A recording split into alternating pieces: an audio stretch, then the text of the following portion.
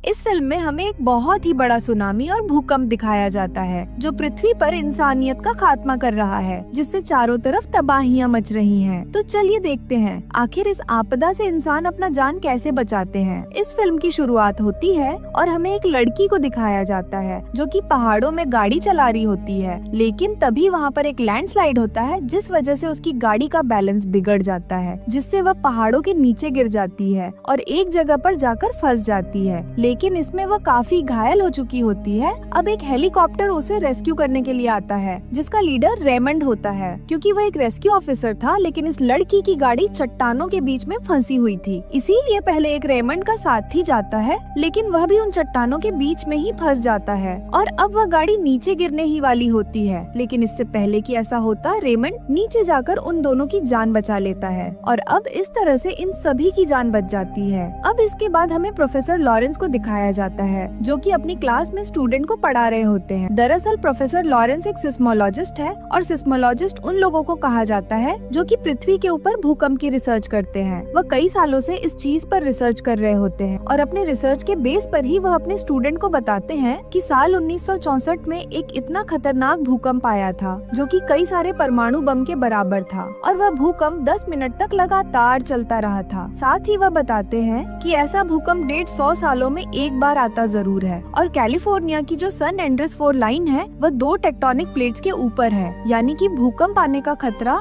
इस जगह पर सबसे ज्यादा है। कुछ देर के बाद प्रोफेसर लॉरेंस का जो कलीग होता है जिसका नाम डॉक्टर किम पार्क होता है, वह उनके पास आता है। वह प्रोफेसर लॉरेंस को आकर बताता है कि हाल ही में एक भूकंप आया है और ये बात सुनते ही ये दोनों उस भूकंप की तीव्रता को नापने के लिए यहाँ से निकल पड़ते हैं। ये दोनों एक बहुत ही बड़े डैम के ऊपर जाते हैं जहाँ पर ये दोनों उस भूकंप की तीव्रता को मापते हैं और जब ये लोग यहाँ पर आकर ऐसा कर रहे होते हैं तभी इनकी मीटर में वेव्स बदल जाती है, वह बहुत ही ज्यादा तेज हो जाती है और ऐसा होते ही यहाँ पर एक और भयानक भूकंप का झटका आता है जिससे वह डैम टूटने लगता है। डैम के ऊपर जितने भी लोग होते हैं वह सभी लोग अपनी अपनी जान बचाने के लिए यहाँ से भागने लगते हैं। प्रोफेसर लॉरेंस का जो साथी होता है वह भी अपनी जान बचाने के लिए यहाँ से भाग रहा होता है, लेकिन तभी वह देखता है कि यहाँ पर एक बच्ची फंस गई है और इसीलिए वह उस बच्ची को उठाकर यहाँ से भागने लगता है, लेकिन वह खुद इस जगह से बाहर नहीं निकल पाता और उस बच्ची को प्रोफेसर लॉरेंस के पास फेंक देता है और वह खुद वहीं पर फंस जाता है, जिसके बाद ये पूरा डैम तबाह हो जाता है। अब दूसरी तरफ हमें फिर से रेमंड को दिखाया जाता है जिसे कि उसी जगह पर उस घटना स्थल पर पहुंचने का एक मैसेज आता है। यहाँ पर हमें रेमंड की बेटी ब्लेक को भी दिखाया जाता है जो कि अब अपनी मोम के साथ रहती है। दरअसल रेमंड और उसकी वाइफ का डिवोर्स हो चुका है और उसकी वाइफ एमा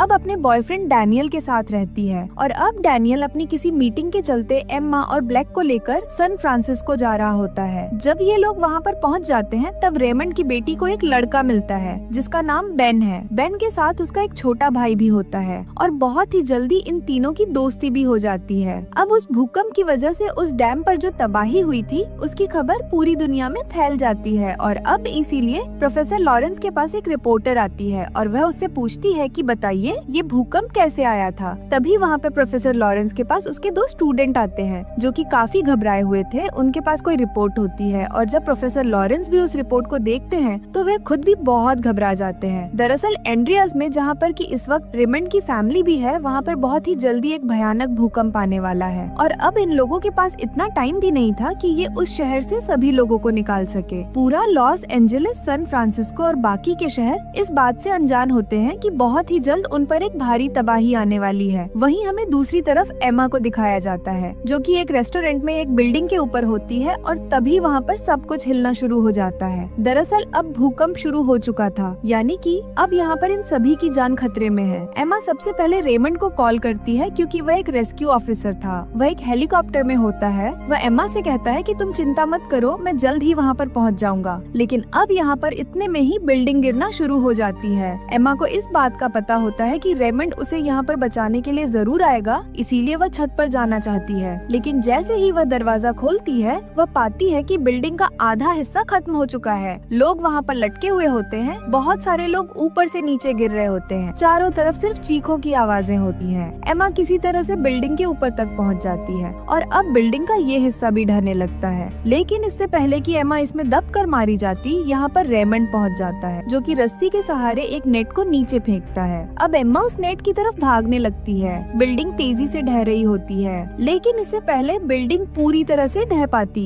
एम्मा उस नेट को पकड़ लेती है। इनके हेलीकॉप्टर के ऊपर भी एक बिल्डिंग गिरने वाली होती है, लेकिन रेमंड अपने काम में बहुत ही माहिर होता है, इसलिए वह यहाँ पर खतरों का सामना करते हुए एम्मा को बचाकर यहाँ से निकल जाता है। इसके बाद हम हेलीकॉप्टर से देखते हैं कि भूकंप की वजह से शहर की सारी बिल्डिंग गिर रही है। वहीं हमें सैन फ्रांसिस्को का सीन दिखाया जाता है, जहाँ पर रेमंड की बेटी डेनियल के साथ थी। ये दोनों पार्किंग से अपनी गाड़ी से निकल रहे होते हैं, लेकिन अब यहाँ पर भी भूकंप आना शुरू हो जाता है, जिससे कि इनकी गाड़ी के आगे की जमीन धंस जाती है और इनकी गाड़ी उसमें गिर जाती है। डेनियल तो गाड़ी से किसी तरह से निकल जाता है, लेकिन वह रेमंड की बेटी को उसमें से नहीं निकाल पा रहा था और इसीलिए वह मदद लेने के लिए बाहर जाता है। लेकिन यहाँ वह देखता है कि सभी लोग डर के मारे भाग रहे होते हैं। तभी उसे एहसास होता है कि उससे भी अपनी जान बचाकर भागना चाहिए, इसलिए डेनियल रेमंड की बेटी की परवाह न करते हुए वहाँ से भाग जाता है। वहीं रेमंड की बेटी अभी भी उसी गाड़ी में फंसी होती है। तभी वहाँ पर वह लड़का आता है जिसका नाम बेन था, जिससे कि रेमंड की बेटी की कुछ देर पहले दोस्ती हुई थी। वह उसे वहाँ से निकाल लेता है और अब यहाँ से ये तीनों किसी तरह से बचते बचाते निकल जाते हैं। अब इसके बाद रेमंड की बेटी अपने फादर को फोन करती है। वह उन्हें इस शहर की सिचुएशन बताती है, जिस पर रेमंड कहता है कि तुम चिंता मत करो, मैं तुम्हें किसी भी तरह से वहाँ से निकाल लूंगा। तुम बस किसी ऊंची जगह पर चली जाओ, मैं तुम्हारी मोम के साथ तुम्हें बचाने के लिए आ रहा हूँ। जिसके बाद ये दोनों अपनी बेटी को बचाने के लिए हेलीकॉप्टर से सैन फ्रांसिस्को की तरफ निकल पड़ते हैं। वहीं अब हमें सैन फ्रांसिस्को को दिखाया जाता है, जहाँ पर कि अब भूकंप के झटके बंद हो चुके थे। सभी लोग किसी सेफ जगह की तरफ जा रहे होते हैं, लेकिन तभी प्रोफेसर लॉरेंस को पता चलता है कि अभी इस शहर में भूकंप और भी ज्यादा तीव्रता के साथ आएगा और सैन फ्रांसिस्को में एक बार फिर से भूकंप के झटके आना शुरू हो जाते हैं, जिससे बिल्डिंग फिर से गिरने लगती है। यहाँ पर डेनियल भी होता है। वह देखता है कि सबके सब अपने आप को बचाने के लिए दीवार के सहारे टिककर खड़े हुए होते हैं। उसके पास बचने का कोई रास्ता नहीं होता, इसीलिए वह दीवार से चिपके एक आदमी को हटाकर वहाँ पर खुद खड़ा हो जाता है। दूसरी तरफ हमें रेमंड और एम्मा को दिखाया जाता है, जो कि अभी भी हेलीकॉप्टर में थे और तभी इनके हेलीकॉप्टर का फ्यूल खत्म हो जाता है, जिससे वह एक सुपरमार्केट के अंदर क्रैश हो जाता है। इनकी किस्मत अच्छी होती है, इस हादसे में इनकी जान बच जाती है। अब ये दोनों किसी भी तरह से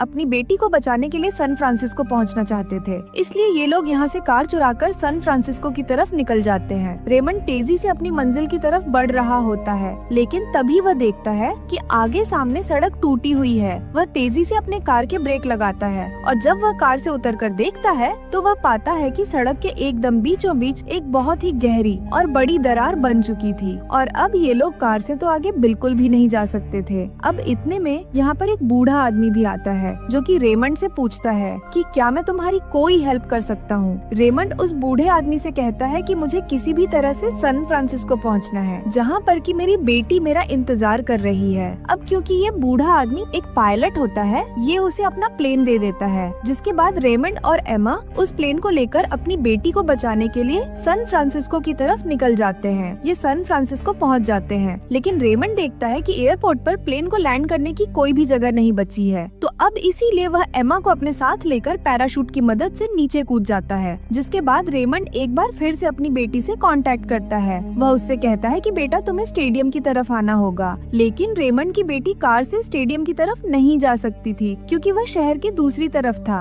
अब इनके पास सिर्फ एक ही रास्ता होता है, वह है पानी का। इसलिए ये लोग एक बोट लेकर पानी के रास्ते उस तरफ जाने लगते हैं जहाँ पर कि इनकी बेटी फंसी हुई थी। ये बड़ी ही तेजी से आगे की तरफ बढ़ रहे होते हैं। इन्हें लगता है कि शायद बादल बहुत नीचे आ गए हैं, लेकिन जब ये ध्यान से देखते हैं तो ये कोई बादल नहीं था, बल्कि सुनामी की एक बहुत ही बड़ी लहर होती है। और ये इतनी खौफनाक सुनामी भूकंप के झटकों की वजह से ही पैदा हुई थी। बहुत सारे लोग पानी में अपनी बोट्स पर होते हैं। वह समझ जाते हैं कि अब वह लोग वापस नहीं जा सकते। वह सोचते हैं कि हम स्पीड तेज करके इस सुनामी को पार कर लेंगे और इसीलिए सभी लोग पानी की लहर की तरफ बढ़ना शुरू कर देते हैं। लेकिन यह पानी की लहर इतनी ताकतवर होती है कि इसमें बहुत सारे लोग बोट्स के साथ ही वहीं पर मारे जाते हैं। अब किसी तरह से रेमंड अपनी बोट को लेकर उस लहर के ऊपर तक चला जाता है, लेकिन तभी आगे से एक बहुत ही बड़ा कार्गो शिप आता है, जो कि इनकी बोट को कुचलने ही वाला होता है। लेकिन सही समय पर रेमंड अपनी बोट को लेफ्ट ले जाता है, लेकिन इस शिप के ऊपर जो बहुत ही बड़े बड़े और भारी कंटेनर रखे हुए थे वह पानी में गिरने लगते हैं और रेमंड अपनी बोट को किसी तरह से इन कंटेनर से भी बचाकर यहाँ से निकल जाता है। लेकिन पानी की ताकतवर लहरें में उस बड़े से शिप को अपने साथ बहाकर ले जाती हैं और सामने होता है गोल्डन गेट ब्रिज, जिसके ऊपर से सभी लोग भागने की कोशिश कर रहे होते हैं। यहाँ पर डेनियल भी होता है और अब वह शिप गोल्डन गेट ब्रिज से टकराता है, जिससे एक कंटेनर डेनियल के ऊपर गिर जाता है और उसका काम खत्म हो जाता है। ये ब्रिज पूरी तरह से तबाह हो जाता है, जिसमें हजारों लोगों की जानें चली जाती है और अब पूरे शहर में पानी भर जाता है। पूरे शहर में बाढ़ आ जाती है। बाढ़ की तीव्रता इतनी थी कि बड़ी बड़ी बिल्डिंग भी इसके आगे गिर रही थी। वहीं हमें बेन और रेमंड की बेटी और उसके भाई को दिखाया जाता है, जो कि एक बिल्डिंग में होते हैं, जहाँ से रेमंड ने इन तीनों को निकालने के लिए कहा था। लेकिन अब इस बिल्डिंग में भी पानी भरना शुरू हो जाता है, इसीलिए ये तीनों और ऊपर चले जाते हैं और जब पानी शांत होता है तो ये तीनों पाते हैं कि ये यहाँ पर फंस चुके हैं। यहाँ से निकलने का कोई भी रास्ता नहीं है। लेकिन अब यहाँ पर एमा और रेमंड भी पहुँच चुके थे। इनकी बेटी इन्हें देख लेती है, आवाज भी लगाती है, लेकिन बिल्डिंग के अंदर होने की वजह से उसकी आवाज इन तक नहीं पहुँच पाती, तो इसीलिए ये लोग यहाँ से जाने लगते हैं। तभी एमा देखती है कि उसके हाथ पर और बोर्ड पर